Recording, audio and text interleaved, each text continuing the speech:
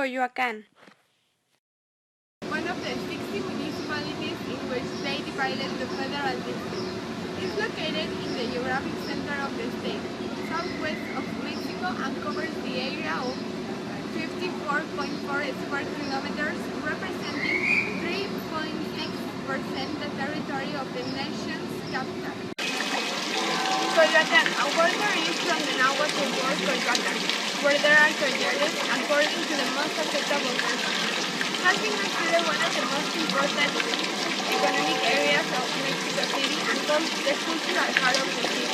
It's today the fruit of various profit states that give characteristics, both in terms geographic, demographic, urban, architectural, social, economic, and cultural. The place known as Coyoacán has its beginnings since pre-Hispanic times, throughout conquest, independence, the Porfiriato of today, evolving gradually as time passed. The pre-Hispanic Coyoacán developed along the lines of communication Chimalistac-Churubusco, Chimalistac-Miscuac, and Chimalistac-Tenochtitlan. In August 1521, after the fall of Tenochtitlan, Hernán Cortés established his headquarters in Coyoacán until 1523 and founded here the first council of the Valley of Mexico. In 1910, before the beginning of the revolutionary movement, Coyoacán, which barely exceeded the limit set by the former colonial, receives the trace of Porfirio Díaz. Kiosk is still present in the main square. On October 5, 1934, they made the center of Coyoacán a typical traditional area, which is reinforced by the declaration in 1990 of the UNESCO, the History Center of Coyoacán, as zone of historic monuments. The increase of population grew in the 60s, particularly in the area of Pedregales, which was occupied entirely by successive invasions, causing an unplanned growth in the eastern part of Coyoacán. Despite the development hit Coyoacán has lived, it still preserves traditional neighborhoods and villages, as Los Reyes, La Candelaria, Santa Úrsula Cuapa, San Francisco Culhuacán, and Barrio Santa Catarina. Currently, additional to the existing by the public and private institutions, Coyoacán has extensive cultural infrastructure that gives a profile of artistic and cultural tradition that distinguishes it from other delegations. The tourist center of Coyoacán is located in southern Mexico City. The area has a strong colonial influence. It has bohemian atmosphere, and the best days to visit are Saturdays and Sundays, when the squares and gardens become the scene of art exhibitions, music, and sales of food and colorful crafts. The heart of Coyoacán is a beautiful park with the largest living spaces where capitalians, residents, and thousands each week stroll among the gardens. One of the oldest Catholic churches in the Valley of Mexico, its construction was begun in the 16th centuries by the Franciscan friars.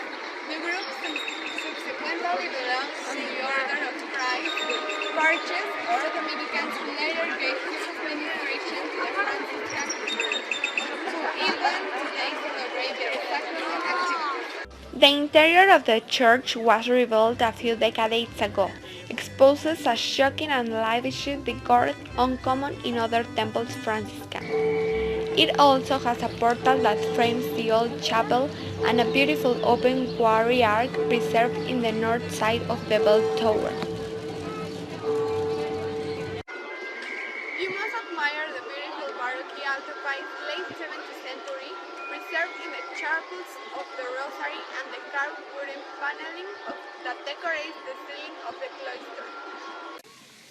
This beautiful park that occupies the western portion of the old courtyard of the parish of San Juan Bautista, with its opening marked the first anniversary of the independence of Mexico in September 1910. It retains the old entrance known as Arcadia Terrace, a beautiful colonial carved stone monument made by indigenous hands. It also has two sources allowing to the origin of the name of the town, which is why its main decorative elements precisely the coyotes. Created in 1982, the museum has 6 exhibition areas dedicated to temporary and dissemination of various artistic and cultural expressions of the Mexican people, often organized specialized resorts, fairs and crafts. It has shops, a cafe and places for the sale of books with magazines and posters of the subject.